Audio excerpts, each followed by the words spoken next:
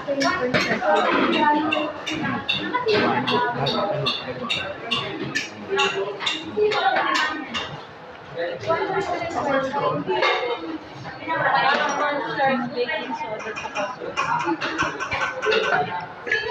yung salt mamaya pa, di ba? Okay. Okay lang kasi wala namang yeast. Oo. Yan. Gusto mo yung yeast lang? Kapag sa yeast lang, walang yeast. O di pwede na. Asan na yung ganun natin? I-mix na natin. Sukal na pula. Pati mo na. Oo. Sukal na pula. White sugar. Tapos butter. Huwag mo haluin.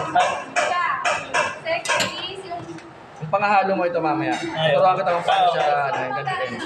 Hindi ba? Sabi.